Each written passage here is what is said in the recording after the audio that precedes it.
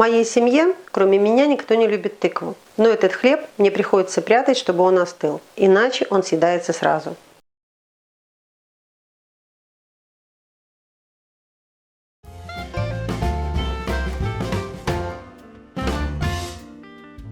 Привет, друзья! Сегодня у меня для вас тыквенный хлеб. Здесь у меня 450 граммов муки.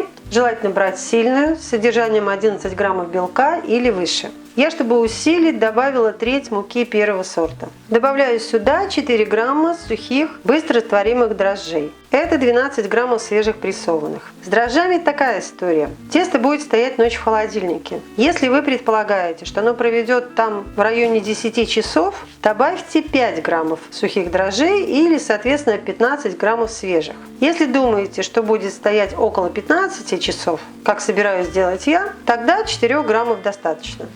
120 граммов воды комнатной температуры. Растворяю в ней 9 граммов соли, это чайная ложка с небольшим верхом, 40 граммов сахара, чуть меньше 1,5 столовых ложек.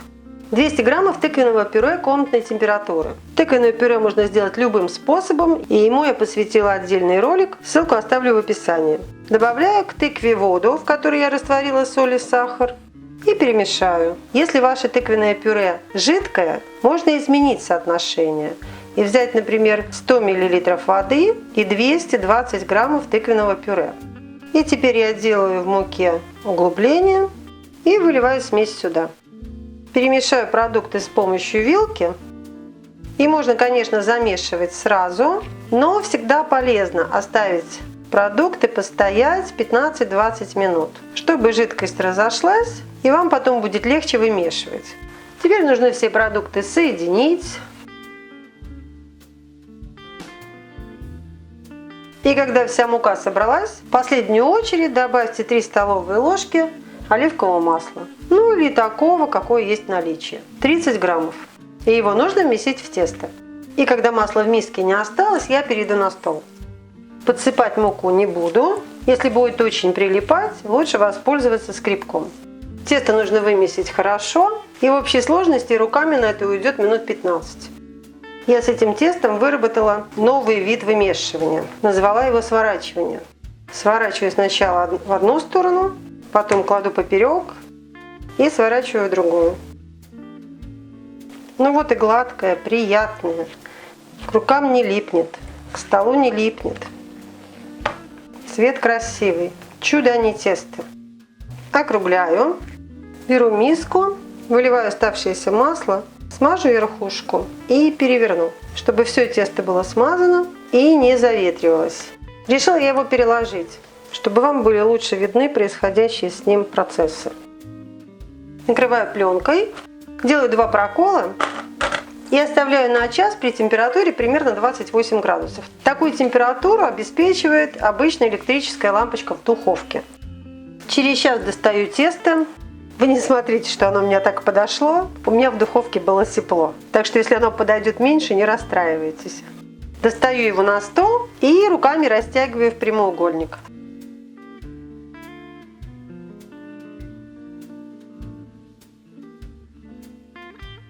А теперь делаю сложение. Вот так. Так. И вот так. И можно даже округлить его немного. Укладываю его обратно. Опять же немного смазываю поверхность растительным маслом. Накрываю той же самой пленочкой. И убираю в холодильник до следующего дня. Я подготовила форму для выпечки. Она у меня дурацкая, к ней все прилипает. Но меня очень устраивает ее размер. 26 на 12. Поэтому я поступила следующим образом. Я ее смазала, аккуратно выстелила пергаментом и пергамент смазала сверху еще раз. Вот попробую использовать в таком варианте. Так получилось, что тесто простояло у меня в холодильнике даже не 15, а 17 часов. Аккуратно его достаю. И опять формирую из него прямоугольник с одной стороной, соответствующий размеру формы. Можно делать это и с помощью скалки, можно и руками. И теперь аккуратно его скатайте.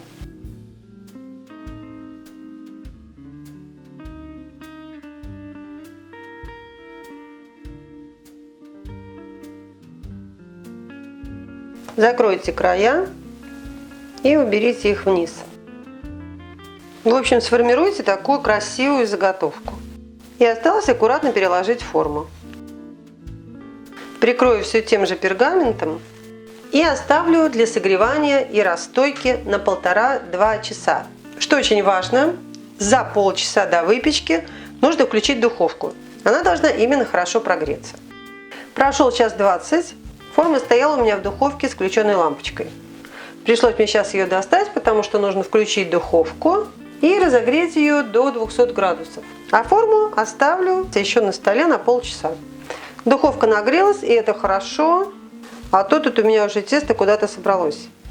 Можно сделать на нем продольный надрез, а если хотите, оставьте в таком виде, но желательно поострее или вообще лезвием.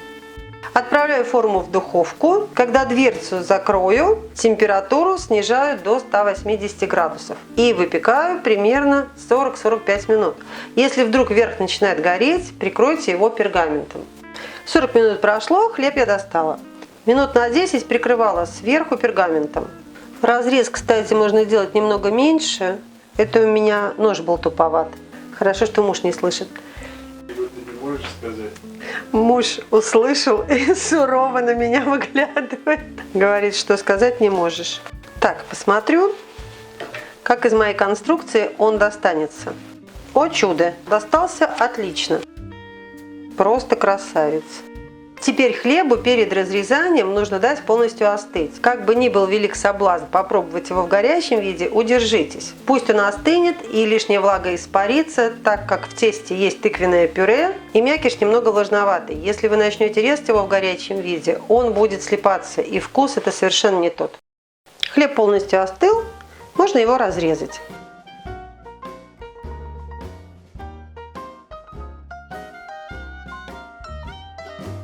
И посмотрите, какая красота!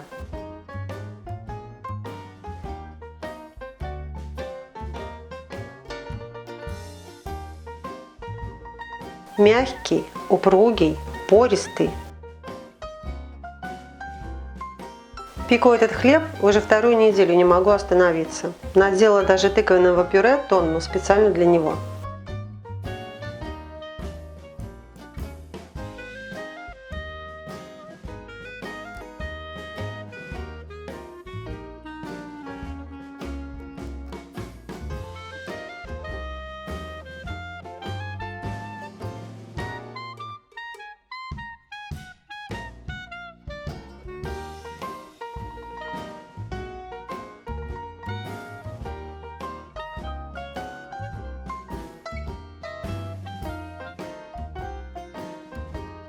Такой чуть сладковатый на вкус,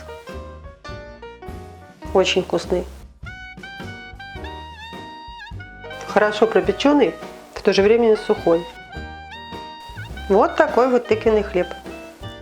Когда Катя попробовала этот хлеб, она спросила, ну что, с тыквой? Я немного опешила, потому что думала, что сейчас скажу с тыквой, и она откажется есть. Но признаться пришлось, на что она мне ответила: мама, ты знаешь, кажется, я люблю тыкву. Вот такой яркий, ароматный, очень вкусный тыквенный хлеб у меня получился. И обязательно получится у вас. Непременно приготовьте, а я желаю вам приятного аппетита!